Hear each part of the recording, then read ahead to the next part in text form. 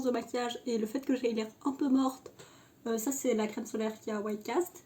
Aujourd'hui ça va être un Get Ready With Me, on va parler enfin de High School Musical. J'ai essayé de prendre des notes, on va espérer que j'arrive au bout de cette vidéo et que j'en sois contente. Enfin, je vais commencer assez vite parce que sinon je vais oublier ce que sinon je vais jamais arriver au bout de mon maquillage. L'inspiration du jour c'est Amy de Duchess qui a fait ce maquillage que j'ai trouvé super joli, mais je vais le faire avec du bleu toujours à l'intérieur mais de l'aubergine, donc ce mauve là à l'extérieur. Parce que c'est mes Pando's Eyeshadow. Si vous voulez apprendre plus sur ce projet, il y aura la playlist ou la dernière vidéo, je ne sais pas, dans le petit. Toutes les personnes qui seront mentionnées dans cette vidéo seront au moins en description et dans le petit pour le maximum que je pourrais faire. La question qu'on pourrait se poser c'est pourquoi High School Musical? Bah c'est assez simple, j'ai été malade et du coup il fallait que j'aie des choses à regarder.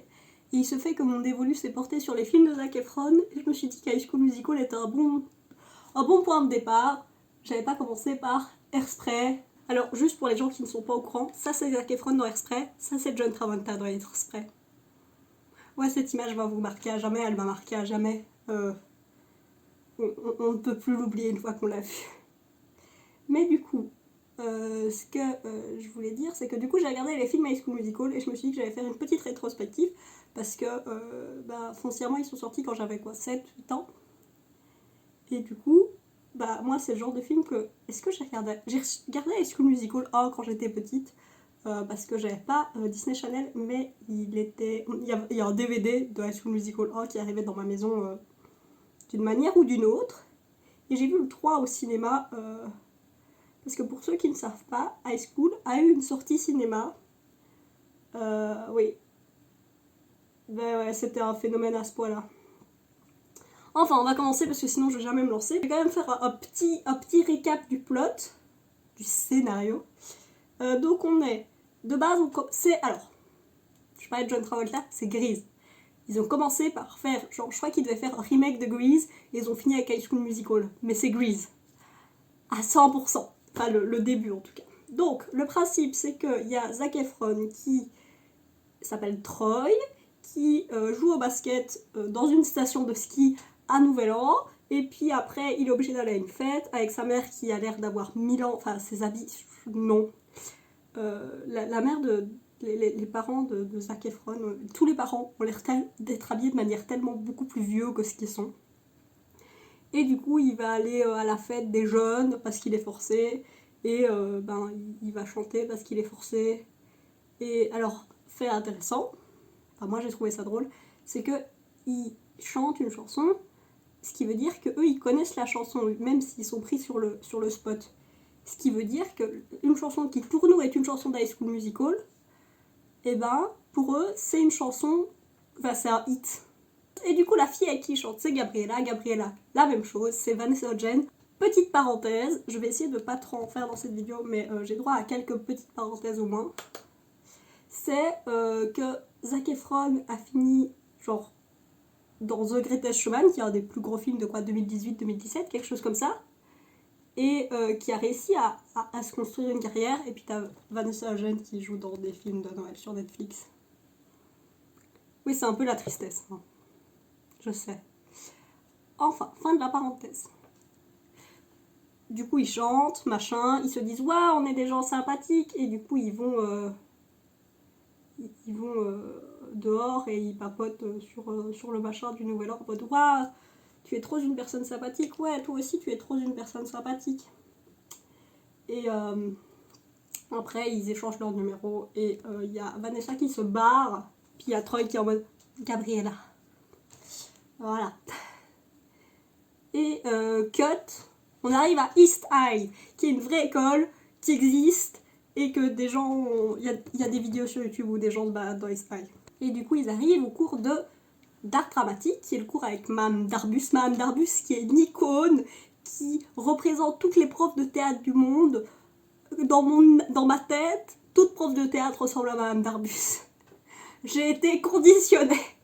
Enfin, du coup, Mme Darbus qui envoie du pâté, et du coup, il y a Troy qui voit Vanessa parce que, donc, ce qui se passe, c'est que c'est pas genre dans Grease, j'avais oublié, mais dans Grease, il y a Olivia Newton-John qui change d'école exprès pour aller à la recherche du mec qu'elle aime.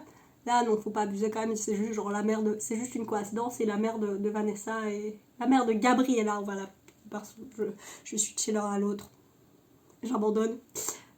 Et a été mutée à cause de son travail, et du coup Gabriella est dans l'école avec Troy. Et donc elle arrive au cours de théâtre avec Madame Darbus.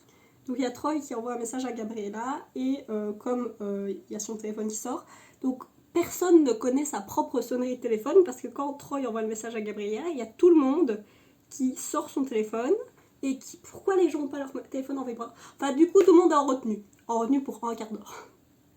Elle donne un quart d'heure de retenue à... Je vais oublier leur nom, à Chad. J'ai noté les noms des personnages pour une fois, comme ça je connais les noms des gens. Est-ce que j'ai noté les noms des acteurs? Absolument pas, mais si je les connais pas, c'est que c'est pas très important. Oui, je juge. Et du coup, tout le monde est en retenue, et c'est le début du film. Le film va consister en...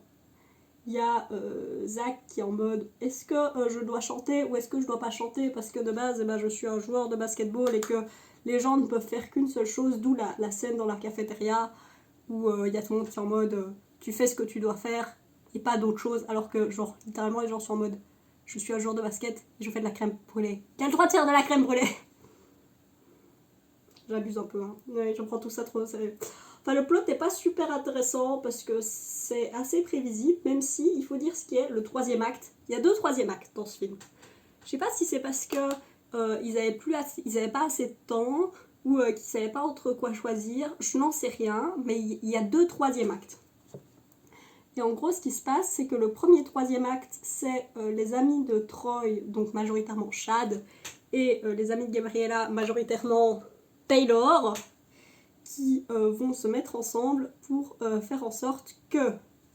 Donc le truc, c'est qu'ils vont faire en sorte que... de manipuler Troy à ce qu'ils disent un truc genre Gabriella, j'en ai rien à faire d'elle, et qu'ils vont l'enregistrer de manière à le montrer à Gabriella, et que Gabriella soit en mode oh là là, je suis triste, il y a Troy qui en a rien à faire de moi. Alors que c'était clairement genre une mise en scène.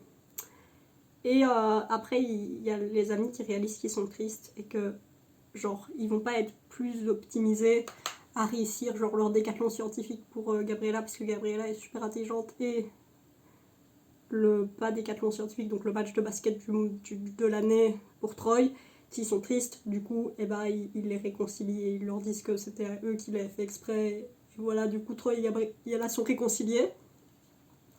Et ce n'est pas la fin du troisième acte, parce que le troisième acte, en fait, à ce moment-là, on découvre qu'il y a Sharpay et Ryan, enfin surtout Sharpay, qui va voir Madame Darbus pour décaler le jour des callbacks, parce qu'ils ont réussi leur première audition, il y a un callback pour choisir qui est le premier rôle, et du coup, ils décalent le jour des callbacks, ce qui fait que c'est en même temps que le décathlon et le match de basket.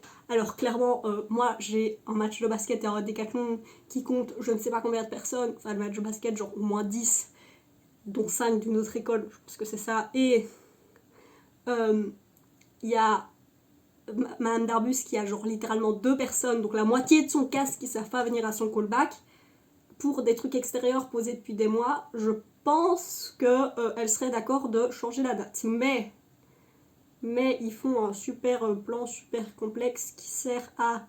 Alors, il y a les scientifiques font tout. Donc en gros ils vont hacker pour de vrai la salle entière de gym, ce qui fait que y a les scores qui font des trucs bizarres et les lumières qui font des trucs bizarres, etc. Donc le match doit être arrêté après genre 30 secondes. Et dans le décathlon scientifique ils font une boule puante. Alors,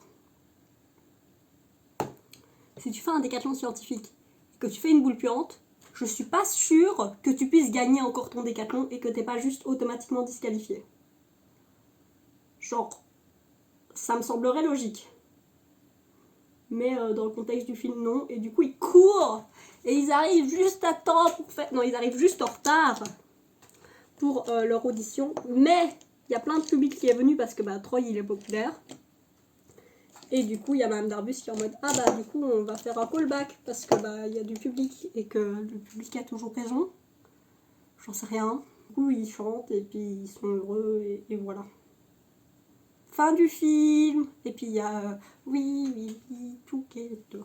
Mais c'est vraiment la Corée, ils font ça. La chose que j'ai notée, c'est que pour la première audition, il y a le principe de la première audition, c'est qu'il y a Ryan et Sharpay qui chantent.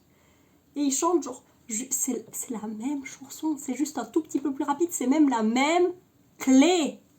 Et puis il y a Kelsey qui, on salue le fait que Kelsey est extraordinaire. Et alors je spoil tous les films, j'en ai rien à faire et je vais spoiler ma propre vidéo.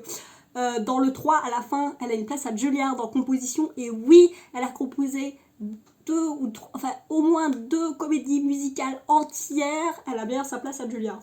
Genre. Et du coup, le truc, c'est que la seule différence... Et du coup, il y a Sharpay et Ryan qui chantent. Et il y a Kelsey qui est en mode non, mais ça n'a rien à voir avec mon arrangement. Et en fait, son arrangement, c'est le même, c'est juste que c'est genre une bad au piano. Et je suis en mode, mais les autres sont plus intéressants. D'ailleurs, la chanson la plus chiante, c'est When There Was Me and You. Je le dis avec un horrible accent français parce que j'en ai rien à faire. C'est le seul solo de tout le film. C'est la chanson de Gabriella. Et en général, je trouve que toutes les chansons du film envoient du pâté, sauf celle-là. Celle-là, elle est chiante. Et après, j'ai un énorme biais contre les ballades. Le thème de cette vidéo, parce que oui, là j'ai filmé un quart d'heure et j'ai toujours pas dit le thème de cette vidéo, c'est que je veux prouver que Troy est le méchant du film. Je sais que c'est une théorie super répandue et que tout le monde le sait, mais je m'en fous. Je veux prouver que Troy c'est le méchant du film. Donc le principe, donc déjà, pourquoi est-ce que Sharpay est pas la méchante du film? Dans le film, foncièrement, si on prend le 1, c'est pas encore très visible que Troy est le méchant du film. Dans le 1, pour de vrai, les méchants, c'est les amis de Troy et Gabriella, donc Chad et Taylor. Parce que c'est eux qui font le vrai troisième acte, et le fait que Sharpay décale les auditions, genre, pourquoi est-ce que Sharpay, elle veut pas que Troy et Gabriella, ils arrivent? Parce que les amis de Troy et Gabriella, ils veulent pas que ce soit des gens, genre des personnages 3D avec plusieurs facettes. Pourquoi est-ce que Sharpay, elle refuse que Troy et Gabriella, ils soient... dans le musical, parce qu'elle, ça fait des années, elle a passé toutes ses secondaires à essayer de se battre pour que le musical soit bien et correct, et que et elle a donné tout son temps et toute sa vie, genre étudiante, au fait de faire ça. Et il y a un mec qui arrive, d'autant plus le mec populaire, qui arrive et qui est juste en mode hey, en fait je vais prendre ta place. Moi je comprends que Sharpay elle soit vraiment deg. Ensuite, le 2. Alors, donc le 2, le 1 est un film qui est sorti sur Disney Channel, mais le 2 était vraiment... déjà, je pense que quand ils ont produit le 2, ils savaient que ce serait une trilogie. Et c'est pour ça que le 2 se passe entre... Le 2, ça se passe pendant les vacances, entre leur équivalent 5e et 6e secondaire. Et je pense qu'ils savaient que le 3 serait la conclusion, et du coup qu'ils se sont arrangés pour pas faire 3 films à l'école, 3 films. Ils ont fait un film avec pas beaucoup de budget, direct to Disney Channel, pas direct to DVD. Et voilà, le principe du 2, c'est qu'il y a le père de Sharpay et Ryan qui possède un country club, donc un club de vacances, équivalent Club Med en Europe. Et il y a les étudiants qui ont tous besoin de taf, parce qu'ils ont besoin, enfin de taffer pendant l'été, pas Sharpay et Ryan, hein, parce que leurs parents sont riches, parce qu'ils ont besoin de thunes. Et du coup, il y a Sharpay qui va faire en sorte que Troy soit appelé pour avoir un taf, comme ça elle peut le voir tout l'été. Et ce qui se passe, c'est que Troy fait je viens travailler uniquement si mes potes viennent travailler aussi. Et comme Sharpay a dit au manager, je veux qu'ils viennent travailler, peu importe les conditions, et ben il y a toute l'école de East High qui se ramène, et enfin tout le cast en tout cas. Tous les gens dont on connaît la tête et qui ont dit au moins une réplique dans le film avant. À peu près. Et du coup, ils se retrouvent tous là. Il y a à peu près tout le monde qui est en cuisine. Il y a Chad et Troy qui se retrouvent serveurs. Il y a Gabriella qui est la maître nageuse. Et il y a Taylor, donc l'amie de Gabriella, qui s'occupe des gamins. Le gros plot, enfin, il y a le plot. Le but du film, qui est dit au début, c'est qu'il y a Sharpay. À chaque année, il y a un concours qui s'organise, un concours de chant dans le country club, et que Sharpay et Ryan gagnent chaque année ce concours. Et du coup, il y a Sharpay qui veut chanter avec Troy, comme ça elle peut passer plein du temps avec, et qu'elle est en mode je suis la meuf bonne, tel mec populaire, on devrait être ensemble. C'est à peu près le principe. Hein. Ce qui se passe, c'est que Sharpay va tirer Troy de manière à réussir à lui choper une éducation. Ce n'est pas une blague. Il y a comme Troy veut aller à Albuquerque étudier, et il y a Sharpay qui lui fait hey, mon père il connaît des gens à Albuquerque, si t'es un mec cool et que tu passes du temps avec nous, bah tu pourras avoir peut-être même une bourse pour aller étudier truc. Et ça c'est un des gros trucs de Troy, c'est que il sait pas qui il est. C'est le débat interne de Troy dans tous les films, c'est qu'il sait pas qui il est. Et là, le principe du film, c'est que Troy est vraiment le méchant, dans le fait où Troy laisse tomber ses potes, que Troy a presque pas de scène avec les autres, et qu'à chaque fois qu'il a une scène avec les autres, genre il s'engueule, ou genre il fait son mec pourri gâté, et Sharpay, genre, oui, elle fait ça pour avoir Troy, mais genre foncièrement, elle lui donne une éducation, c'est pas rien quand même. Et du coup, il y a Troy qui devient un connard. Foncièrement, Troy devient une personne absolument insupportable et il se retourne contre ses potes et il devient c'est vraiment le méchant du film, Troy. De base, Sharpay veut chanter avec Troy une chanson qui s'appelle Tiki. Je sais pas comment elle s'appelle, si elle s'appelle genre Princesse quelque chose ou Tiki Tiki, mais ils sont en mode Tiki Tiki Tiki Tiki Tiki Tiki. Et à la fin, ce qui se passe, c'est qu'il y a Ryan qui arrive pour chanter un solo et que en fait c'est pas très Gabriel Sharpay veut faire chanter le solo par Troy. Tom tom tom. Du coup, il y a Ryan, il est pas content et c'est là que commence la team Ryan, parce que dans le 1, un peu team Ryan, mais Ryan n'a pas beaucoup de place. Mais dans le 2 et le 3, ils ont donné de la place à Ryan et c'est team Ryan jusqu'au bout. Ah, je suis trop appliquée dans ces films. Et du coup, il y a Ryan qui va trouver les autres et qui fait bonjour. Il y a Troy qui va vous lâcher pour la chanson. Du coup, moi je viens avec vous et je vais faire votre choré parce que Ryan est un très bon chorégraphe apparemment. Et en plus, il s'entend bien avec Kelsey, donc la compositrice, qui compose la chanson qu'ils vont tous chanter ensemble. Et puis, mais en fait, problème, il y a Chad qui fait non mais moi s'il n'y a pas Troy, et ben je danse pas et je chante pas. Alors que Chad, l'acteur qui joue Chad, donc j'ai pas noté le nom, j'ai oublié. L'acteur qui joue Chad est un excellent danseur. C'est pas le meilleur des chanteurs du truc. Ah, parenthèse, il y a Troy. Zac Efron dans le 1, c'est pas Zac Efron qui chante, c'est un autre mec qui chante à sa place. Et après, dans le 2, j'imagine pour des raisons de budget, ils ont fait chanter Zac Efron, et comme ça s'est passé dans le 2, ils chantent dans le 3. Mais dans le 1, c'est pas Zac Efron qui chante. Quand je l'ai appris, j'étais en mode... Parce que moi, je l'avais vu en VF quand j'étais petite, et en VF, c'est pas Zac Efron qui chante. Enfin, c'est pas la personne qui chante la VF, vu que les chansons restent en anglais, en VF. Et du coup, ça m'avait jamais marqué, et là, j'ai découvert que Zac Efron ne chantait pas le premier film, il a une double voix d'ailleurs, ce qui fait que Zac Efron chante en faisant des énormes mouvements de bouche pour rien et pour toutes les notes, et c'est très drôle à voir. Une fois qu'on le sait, on ne peut plus ne pas le voir. Il y a un match de baseball qui est organisé cet après-midi-là, et il y a Ryan qui fait ok, je vais jouer pour la team de la maison, et vous allez jouer contre la team qui va jouer donc contre la team de East High. Et si je gagne, Chad, tu dois être dans le musical. Et si je perds, tant pis. Et là c'est la chanson du film. Alors oui, la chanson Fabulous au début est trop bien. La chanson de Boys Band de Troy quand il réalise qu'il est devenu une personne infâme est très bien. La balade de Gabriel est chiante, pour changer. Mais quand I Don't Dance,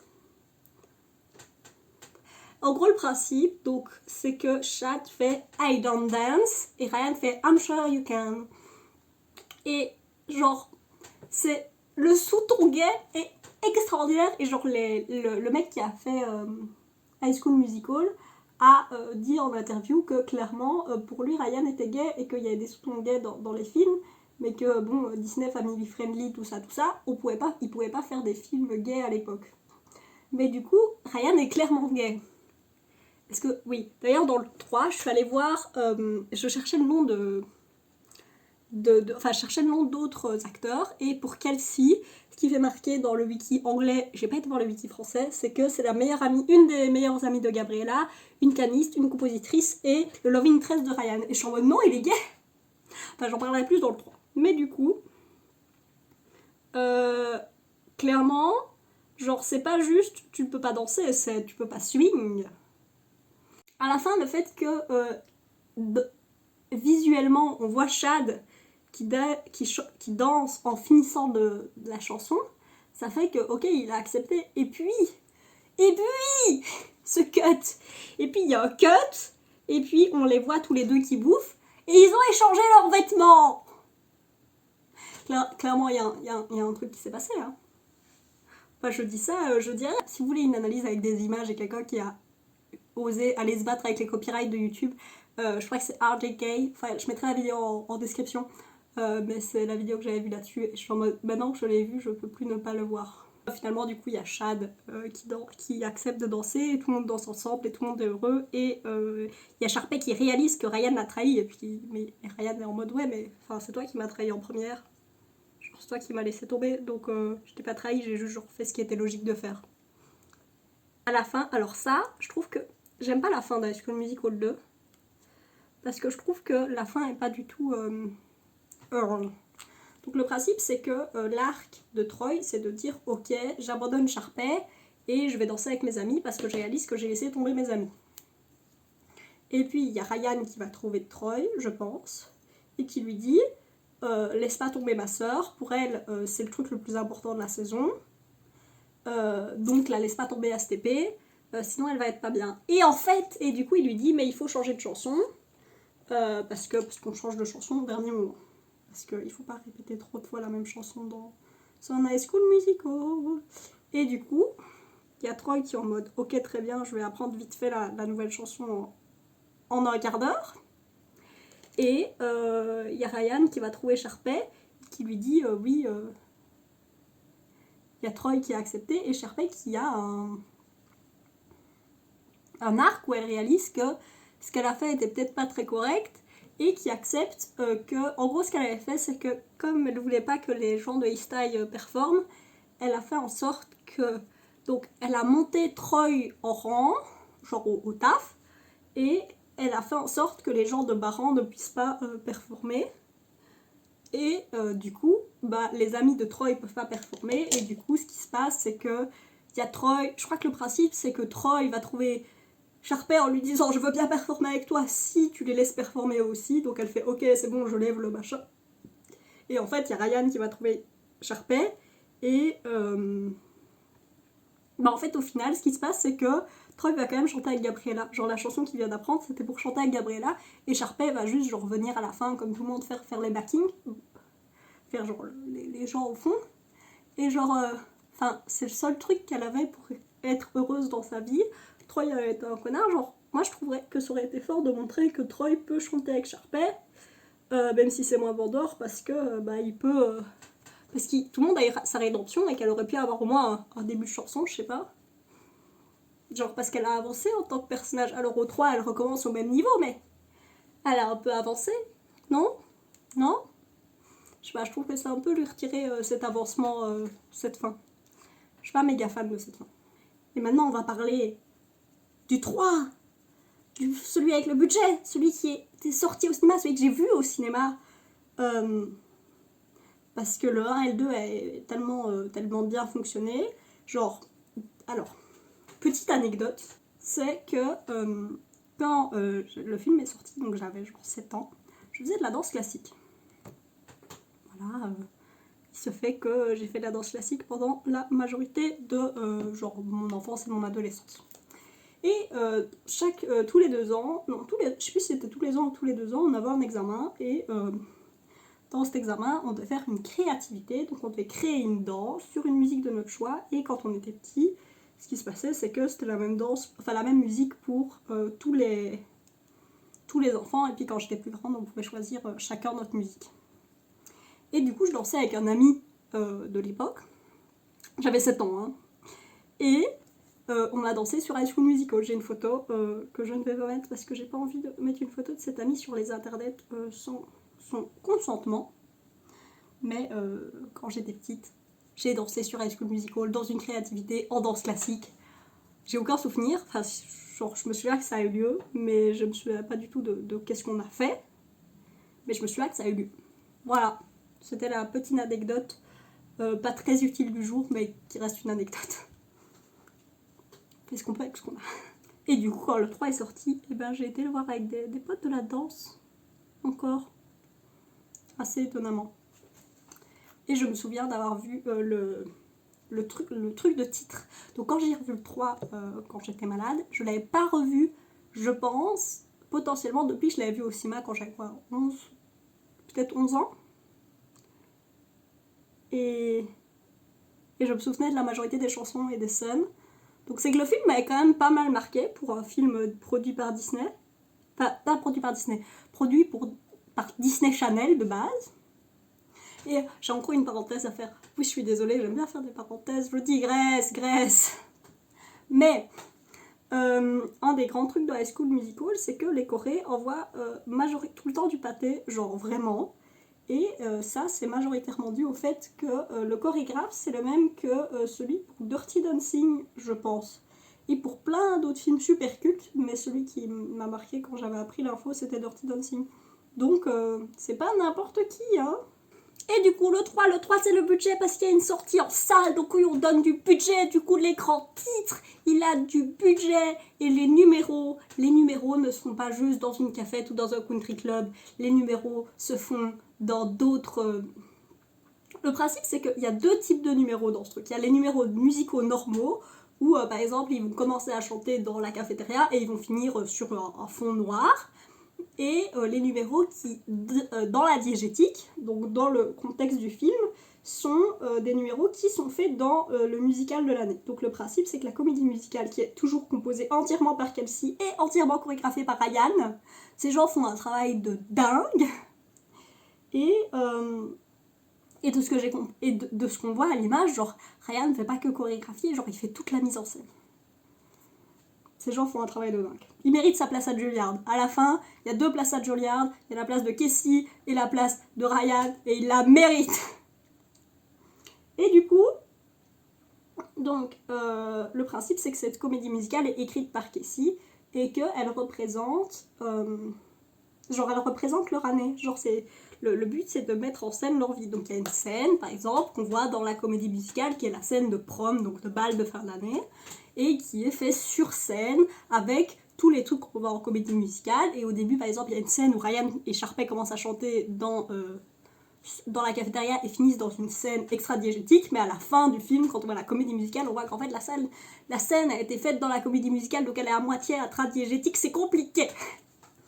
Du coup, y a Ryan et Sharpay qui sont pas du tout les méchants de ce film. Genre, Sharpay ne fait absolument rien pour faire en sorte que le film se passe mal. La seule chose... Troy est vraiment le méchant de ce film. En gros, plot. Il n'y a pas beaucoup de scénario dans ce film. C'est beaucoup de la chanson. Alors le fait qu'il y a du budget fait que moi je suis le genre de personne que si une comédie musicale, donc un film en comédie musicale, a pas beaucoup de scénario, mais que les numéros musicaux sont bien, ça peut être suffisant pour avoir mon intérêt. Et c'est pour ça que le 3 c'est mon préféré. Même si les intrigues du 2 sont vachement mieux, et le 1 est juste genre... Mais... Si vous voulez un avis contraire, je vais le dire à la fin, mais je vais le dire maintenant parce que j'y pense. Si vous voulez un avis contraire au mien sur High School Musical, il y a Scafila Production qui a fait une vidéo dessus et qui a l'avis totalement contraire du mien et un avis certainement beaucoup plus objectif que le mien. Et il y a aussi Big Joel, que j'ai découvert sa chaîne d'ailleurs comme ça, qui avait fait une vidéo sur chacun des films et peut-être même sur le spin-off sur Sharpay. Je vais pas parler du spin-off sur Sharpay, je l'ai pas vu, il m'intéresse pas, il n'y a pas Zac Efron dedans. Donc d'un côté, on a Zac Efron qui sait pas ce qu'il doit faire de sa vie pour changer, et qui sait pas, parce qu'il a toujours décidé, il a toujours voulu aller à Albuquerque faire du basket, mais que là il est pas sûr parce qu'il sait pas ce qu'il veut faire de sa vie. Et de l'autre côté, on a Gabriella qui a une pré-entrée à Stanford, mais que Stanford c'est loin, et du coup que si elle va à Stanford, elle va devoir rompre avec Troy et qu'elle est triste. Alors, pour une personne qui a fait des études universitaires, et qui est toujours à l'université, les relations de secondaire ne tiennent que très très très rarement au fait de passer à l'université.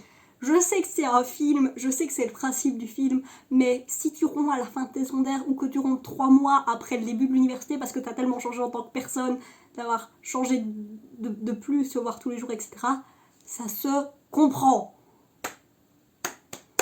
Et le principe du film, c'est que du coup, Gabriella se barre à Stanford, qu'elle rompt avec Troy, puis que Troy est en mode oh là là, elle revient même pas pour le bal pour la prom et pour la comédie musicale. Du coup, dans la comédie musicale, c'est Sharpay qui remplace Gabriella et il y a Troy qui décide finalement de se barrer, de pas venir au prom et de se barrer pour aller voir Gabriella, où il conduit pendant genre 2 jours avec genre une vieille camionnette pour récupérer Gabriella.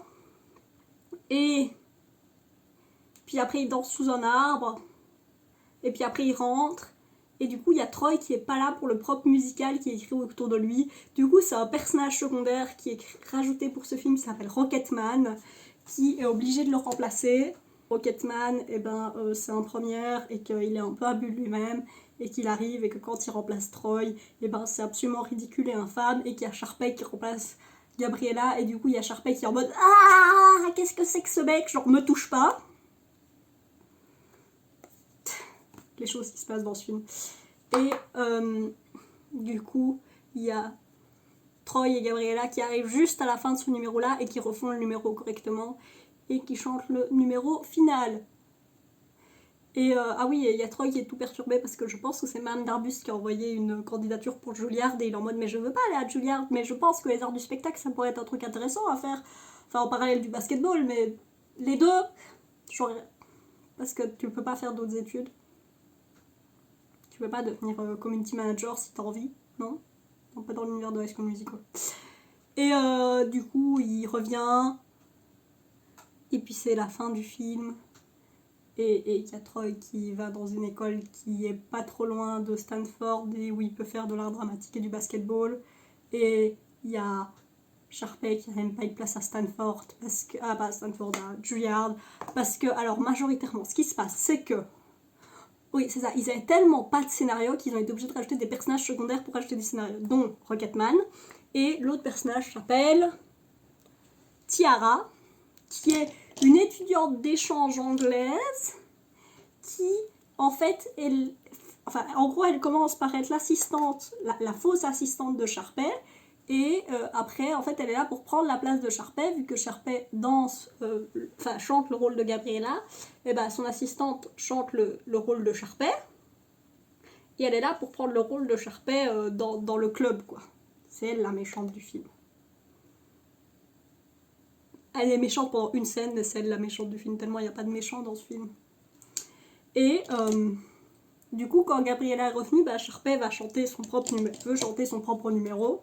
Et il y a la doublure qui est là et du coup elles se poussent l'une l'autre et elles chantent en même temps et c'est le bordel et je comprends qu'elle soit prise à Juilliard, c'est pas très professionnel tout ça, mais du coup elle va dans une école de théâtre pas trop loin et elle dit qu'elle va rester active dans le club de théâtre, ce qui prouve d'autant plus que Sharpay est là parce que pour l'amour du théâtre et de la comédie musicale et qu'elle veut juste faire genre le mieux qu'elle peut. Juste. Et du coup, à la fin, on a tout le monde qui a son diplôme, et tout le monde il est heureux, et puis ils ont plein de... Le film a plein de figurants. Ça, c'est un truc, genre, le nombre de figurants dans ce film est vraiment énorme pour un film à High School Musical, et ça rajoute énormément, genre, à la toute fin, en fait, ils font donc le signe des Wildcats, donc de l'équipe de basket et de l'école, ils le font avec des gens en vue zénitale, avec genre certainement, je sais pas si c'était fait au drone, ou enfin je sais pas comment c'était fait en 2008, et et du coup ils font ça avec des vrais gens et puis après ces gens bougent et font d'autres formes et à la fin on voit tout le monde qui chante et qui est heureux et qui vit sa vie trop bien. Ouh. En général, qu'est-ce qu'il faut retenir de cette vidéo et de High School Musical? Que Troy est une personne absolument irresponsable et au-delà du fait qu'il ne sache pas ce qu'il veut faire de sa vie, ça impacte les autres et qu'il prend pas en compte à quel point ça peut impacter les autres. Que Ryan est gay. Le principe c'est qu'il y a Sharpay dans le 3 qui lui dit rapproche-toi de Casey, comme ça tu auras un meilleur rôle pour nous. Et en fait Ryan devient ami avec Casey parce que c'est des amoureux des arts, du coup ils deviennent amis. C'est pas un intérêt amoureux. Et et que franchement, c'est mieux que ce que je m'en souvenais. Je vais vite aller mettre du mascara, potentiellement du rouge à lèvres. Voilà le look final, ça n'a pas beaucoup changé, à part que j'ai du mascara et j'ai un rouge à lèvres nude. J'espère que cette vidéo vous aura plu, que vous aurez aimé m'entendre raconter des bêtises à propos d'High School Musical. Sur ce, j'espère que vous passerez une bonne journée et des bisous.